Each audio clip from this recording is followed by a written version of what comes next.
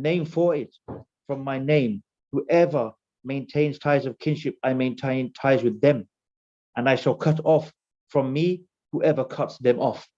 In another hadith, Abu al-Ambas said, I visited Abdullah ibn Umar al-Wahad.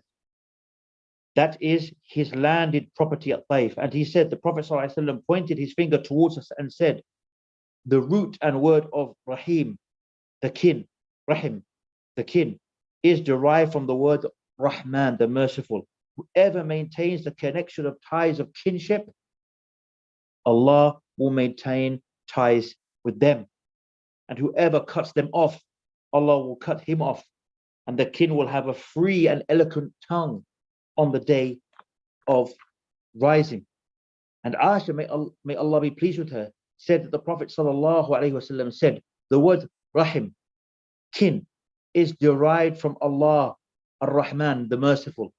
Whoever maintains the ties of kinship, Allah will maintain ties with him. And whoever cuts off or cuts them off, Allah cuts them off. So all of the narrations here, they show the severity and the greatness of the level of sin of the one who cuts off ties. And it shows us the importance and the greatness and the level of importance of keeping the ties of kinship and maintaining them, and the evil of breaking it.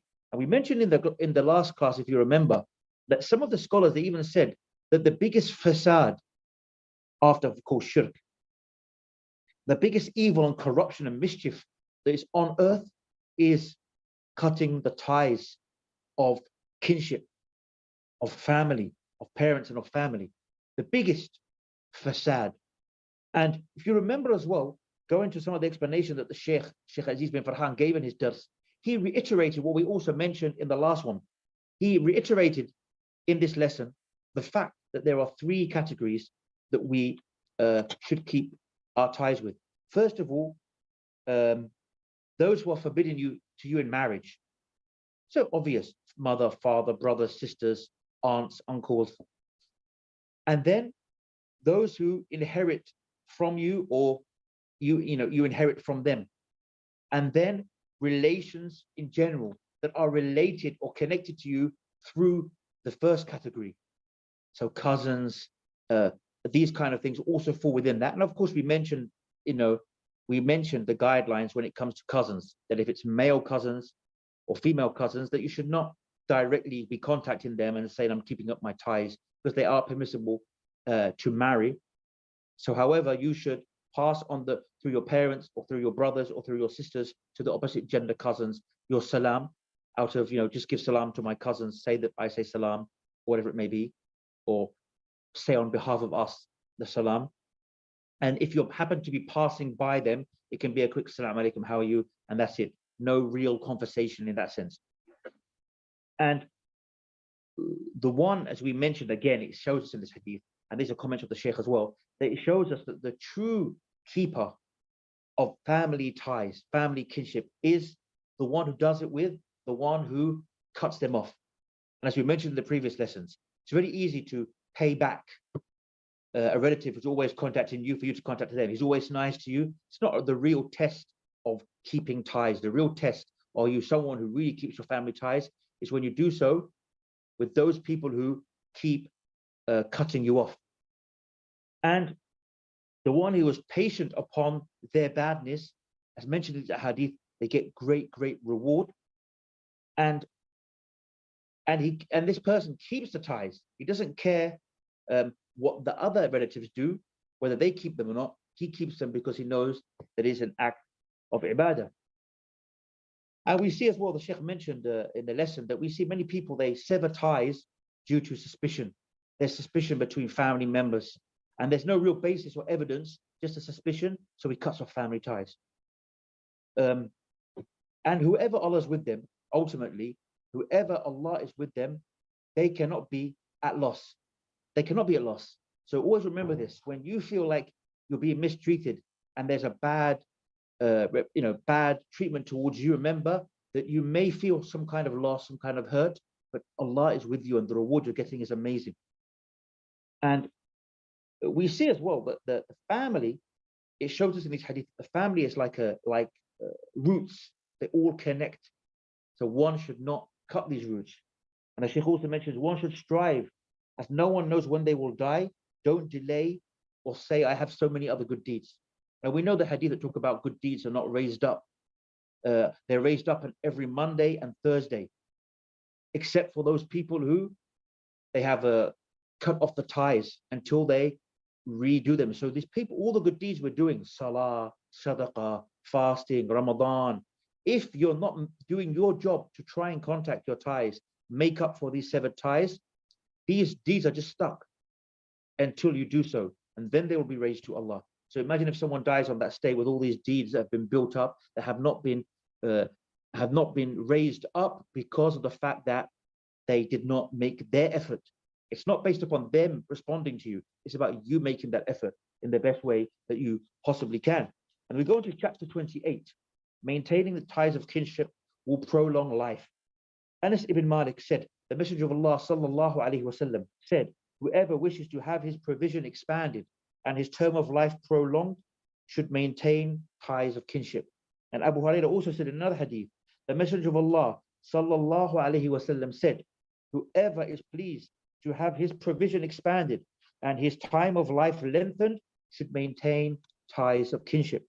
And the commentary on this hadith prove that it is encouraged to seek legitimate means of expanding wealth, and that a person's lifespan could be extended through connecting the ties of kinship. Nevertheless, this does not contradict the fact that lifespan is preordained. For as Iman, faith, rises and falls according to one's deeds without contradicting preordainment, so does lifespan get shortened and prolonged according to its means without contradicting, qada and qadr, preordainment.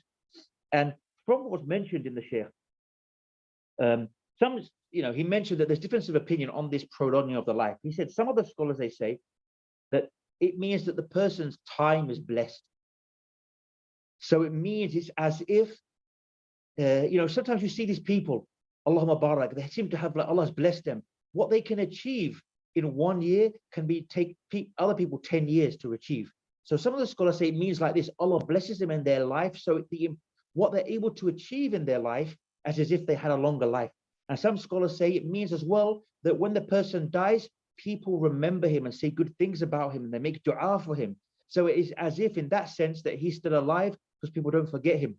People make dua for him, and the reward, people making dua for him, so he's getting the reward of people making dua for him, asking Allah to forgive him and have mercy on him. And some say it gives the person more strength and health. So these are ways. And other scholars say it is an actual increase in life. And, of course, as we mentioned before, that it will be that Allah adds years to this person due to their righteousness. And many of the scholars, they take the opinion that the strongest opinion is the ones mentioned before, that their time is blessed, so they can achieve a lot more than most people can in their life, that they're remembered after they die, and people make dua for them, and that generally they have good strength and health in their life. And we see that the people who keep family ties, they have reward. Here we see it. They have reward in this life and in the hereafter.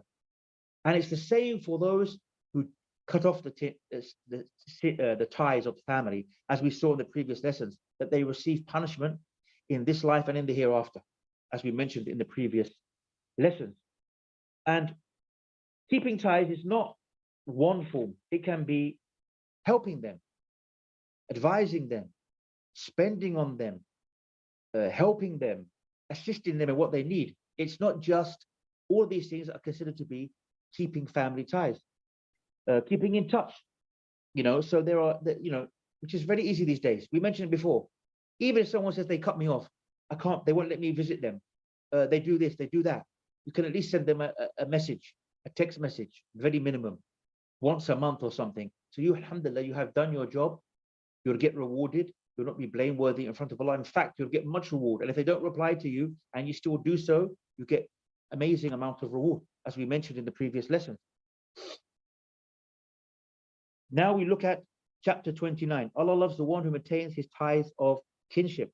Ibn Umar said, if someone fears his Lord, and maintains his ties of kinship, his term of life will be prolonged.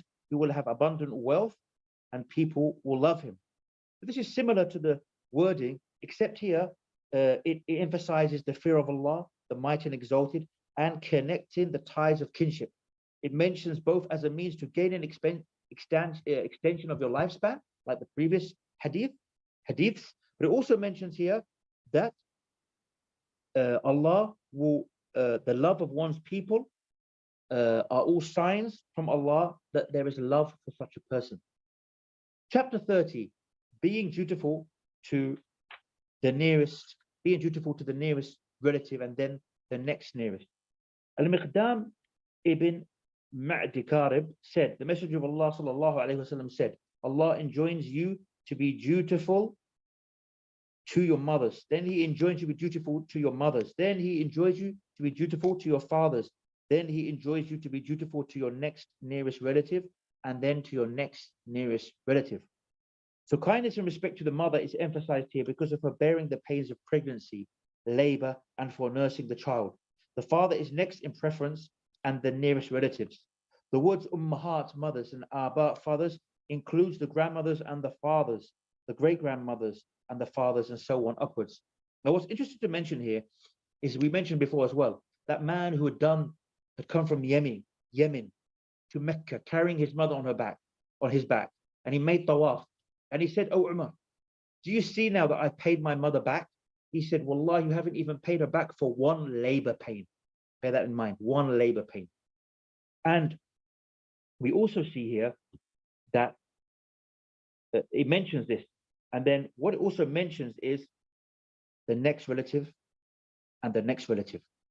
So we see here that it's emphasizing again the relatives and even the extension of the family.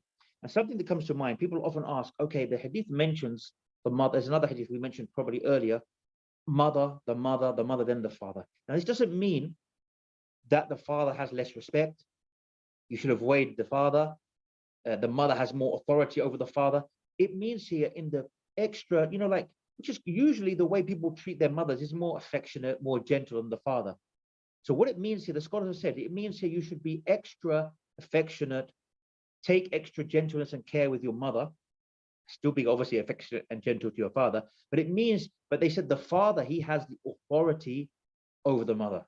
So if the father says, don't do this, and you go to your mother, she says, no, do it. You don't say, my mother, thy mother. The hadith says this. This doesn't mean this.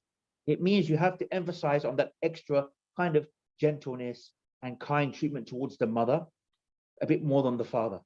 But the scholars say when it comes to authority, of who has the authority in the house, who's the boss in that sense, they say it is the father. And this is how the scholars explain this prioritizing. Another hadith mentioned Abu Ayyub Sulaiman, the Mawla of Uthman ibn Affan. He said that Abu Hurairah came to us on a Thursday evening, the night of Friday. He said, I oblige every individual who has severed ties of kinship to leave our company. No one left until he had said this 3 times. Then the young man went to one of his paternal aunts, from whom he had severed ties for the last 2 years. He went to her and she asked him, nephew, what has brought you? He said, I heard Abu Hurairah say such and such. She said, go back to him and ask him why he said that. Abu Hurairah said, I heard the Prophet sallallahu alaihi wasallam say, the actions of the children of Adam are presented before Allah the Exalted every Thursday evening, the night of Jum'ah. He does not accept the actions of someone who has severed the ties of kinship. And again, this is a weak hadith, but it is correct in meaning. So in another authentic one, where it emphasizes on this, that the Prophet ﷺ said regarding his fasting on Mondays and Thursdays, actions are presented to the Lord that all exists on those 2 days. And I love that my actions are presented while I'm fasting, as I mentioned earlier, every Monday and Thursday. Ibn Umar said, whatever a man spends on himself and his family, anticipating a reward from Allah, will not fail to be rewarded by Allah, exalted is He. You should begin with your immediate dependents. If there is something left over, you should spend it on your nearest relative, and then the next nearest. If there is still something left over, you can give it away to whom you think is more deserving. This has a weak chain, but is backed up by other authentic hadith. That one begins with immediate dependence is authentically reported from Allah's Messenger sallallahu alaihi wasallam by Abdullah ibn Umar and other companions in Arwa al-Ghalil, page 834. So also mentioned in these particular 2 hadith by the Shaykh. The Shaykh emphasizes, Shaykh Aziz in the lesson we attended, that these are raised every Monday uh, every every evening, every morning and every evening on Mondays and Thursday, and even every Sha'ban. And they can be accepted, but they won't be raised up. So even if the deeds are accepted, they won't be raised up. So they may have fulfilled the conditions and been accepted acts of worship, but they won't be raised up and be complete until the ties of kinship have been reestablished. And we mentioned before, general relations, and even Muslims, by the way, general relations, even general Muslims come under general relations, and they are done by good treatment, by love, etc., loving the Muslims, treating the Muslims well. And then you have specific relatives, as we have mentioned already, the actual blood relatives. Even when it comes to the general Muslim, they are looked at as a bigger family. And that's why you see another hadith that mentions if two Muslim brothers, within 3 days they should make up. And also, if two people, mutakhasiman, they have also differed, that their deeds will not be raised up. So this is showing you that even Muslims in general are considered to be the wider family, and they should have good treatment and respect and have that love of Muslims to each other. And inshallah, we'll end here on chapter. We'll end on chapter 33, inshallah. So chapter 31, mercy will not descend on people when there is someone among them who severs ties of kinship. Abdullah ibn Abu Awfa said, the Messenger of Allah said, mercy is not conferred on people when there is someone among them who severs ties of kinship. It is weak, again, with an authentic meaning. And we see here, it says here that rahmah can be rain, it can be mercy, and it can also be to emphasize metaphorical, meaning, so it could be all of those things. It can be general mercy, it can be that rain will not come down. There are many different explanations to mercy, and all of these are correct and encompassed in this explanation. And also the hadith mentions and emphasizes it is a sign to us to avoid going to bad gatherings. Chapter 32, the sin of someone who severs ties of kinship. Jubair ibn Mut'im said he heard the Messenger of Allah sallallahu alaihi wasallam saying, the one who severs ties of kinship will not enter paradise, Jannah. And Imam Nawawi said, this hadith has given two explanations. First, it's been considered to refer to the one who declares severing the ties as legitimate without any reason or confusion while knowing fully well that it is prohibited. Such is a disbeliever who will remain in the fire forever and will never enter the garden, because he's something which he clearly knows is haram, but he's trying to say, he's denying that it's haram. Second, that it means that he is the one who breaks the ties of kinship, will not enter it, i.e. Jannah, along with the first people, meaning he will be punished in hellfire for as long as Allah decides, until he is removed, if he died true believer. Abu Hurairah radiallahu anhu said, the Messenger of Allah sallallahu alayhi wasallam said, Ar-Rahim is derived from Rahman, the merciful, and it would say, my Lord, I have been wronged, my Lord, I have been cut off, my Lord, I have, my Lord, my Lord. Allah answers, aren't you content that I cut off the one who cuts off you off, and I maintain ties with the one who maintains ties with you? So the commentary here, we mentioned this hadith before, that the actual womb will speak in a way that Allah knows best. And by it saying, I have, the ties of kinship counts the forms of wrong and severance when people severed its ties with those that came from it, the family. This hadith contains stern warning against severing the ties of kinship. It also points to the fact that reward could be with the kind of the deed. So the one who cuts off the ties is also cut off from Allah's mercy. Similarly, the one who cuts the ties, Allah showers his mercy on him. And the final hadith in this chapter, Sa'id bin Sam'an said, I heard Abu Hurairah praying, seeking refuge from the rule of the young and the foolish. Sa'id bin Sam'an said, Ibn Hasan al-Juhani told me that he asked Abu Hurairah, what would be the token of such rule? He said, of these people who rule, then the ties of kinship will be severed. Those who misguide people will be obeyed, and those who guide rightly will be disobeyed. Commentary. The sabi, which means the young and immature, would lack the wisdom and emotional balance usually associated with adults, and as such may not bother to connect the ties of kinship. Similarly, the foolish lacks good sense of judgment, such that he will also fail to connect the ties. When such persons lead, this sin may spread among their subjects. Thus, the companions' supplications, and Allah knows best.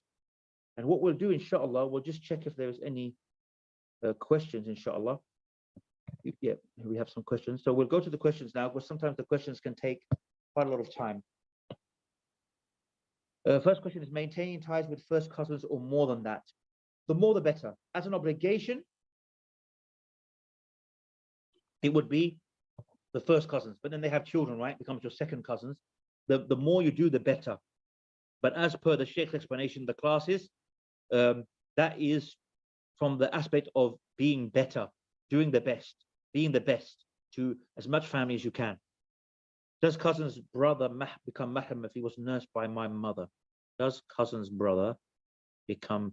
Cousin's brother is basically your... Okay, maybe you mean a female. Cousin's brother is your cousin, right? Cousin's brother. That would be your cousin. If you mean like you have a female cousin and she has a brother, he's also your cousin.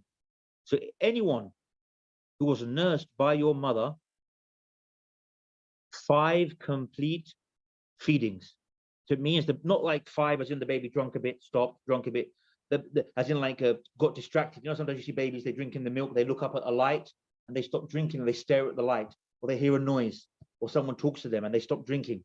No, if the baby drinks until the baby itself chooses, been drinking for quite a long time, it stops drinking, it's full, 5 separate full feedings, then whichever male or female drunk from your mother is considered to be your brother and your sister by rida'a. And then yes, you cannot marry from them, etc.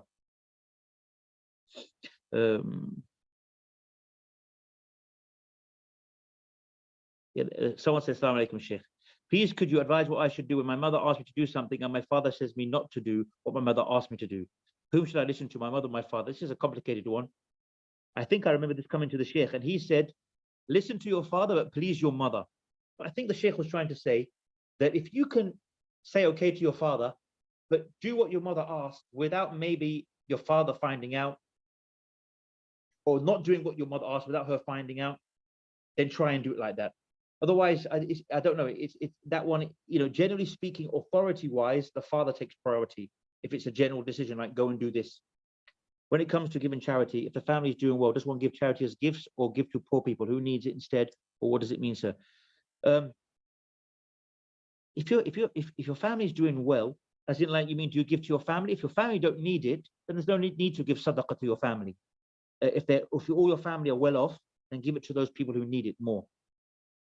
What do we do with people of whom we are aware that they don't want our good, but my mother says that we still have to be good to them, and I hate trying to be good and serving them? You would have heard that, inshallah, Abida. You would have heard that in the. You would have heard that. I think this question's been put twice. You would have heard that in the lesson, and that basically is you keep in contact with them. Anything you feel discomfort because they're not good to you, you get amazing rewards. So every time you feel bad and you feel like, why should I don't want to, and you hate it, remember the amazing reward. And you say to yourself, what do I want here? My hate or this amazing reward? I will have patience, I will swallow my pride, whatever it may be, and I will get this reward, inshallah. Can we share this book with our friends, a soft copy? I'm not sure what the copyright rulings are on the book, so I can't comment on that. Okay, this is the same one. We've had this one. I'll just give it a little bit longer in case there are any more questions, inshallah.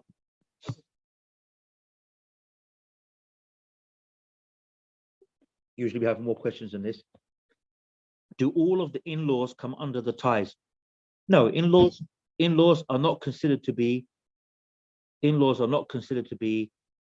from those that are a must that you keep contact with them, from what I can recall, because in-laws are not direct family. Of course, it's better if you try and keep in contact with your in-laws, but you're not sinful for not keeping contact with your in-laws. But generally speaking, what is kind of a custom in every I guess you could say, area, or every region, or every tradition, is that you do keep generally some ties with your in-laws.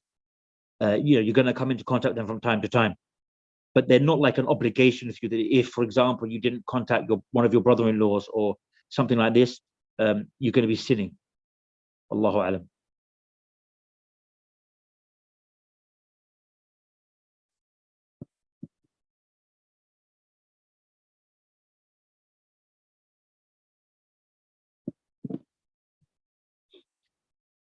Okay, inshallah, let's just see. We'll just give it a little bit longer, just a minute or so. Is there any more questions, inshallah? Today there seem to be a lot less than usual. Usually have a minimum of 50, so I'm not sure what happened there.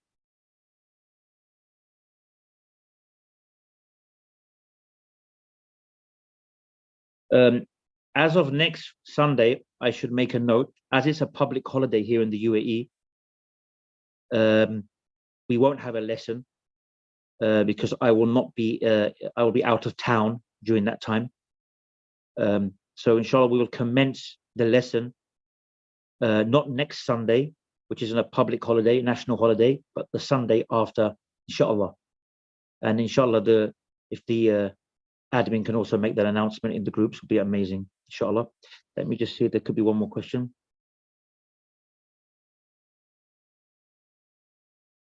My mother was tortured by her in-laws. If my father asked her to visit them, is it does he know? I mean, this is, again, these things are maybe not the best things to discuss in a lecture like this, but does he know that she was tortured? If he does, the thing is, she's obligated to visit them if he, as a wife, if the husband, tells her to do so. But at the same time, any husband has to bear in mind circumstances where there could be trauma involved, and should also be understanding. And since it's not a must to visit in-laws, the person could be, I'm generally speaking here in these kind of situations, because I don't know, you always have to hear two sides to both sides, right? So I'm not specifically talking about your personal situation, but in a situation similar to this, generally speaking, then one really should be understanding and try and make a compromise, that maybe they only visit when it's a big event where there's lots of family members around and not just the in-laws, if there's a history like that behind it. That's from a general perspective. Of course, I can't comment specifically on your mother and father because there's always two sides to a story. So I'm talking from a general perspective, inshallah. As there are no more questions, inshallah, barakallah fikum, anything which I've said is correct is from the tawfiq of Allah. Anything I've said which is a mistake is from myself and from shaitan. Inshallah, till not next Sunday, the Sunday after. Barakallah fikum. Wassalamu alaikum wa rahmatullahi wa barakatuh.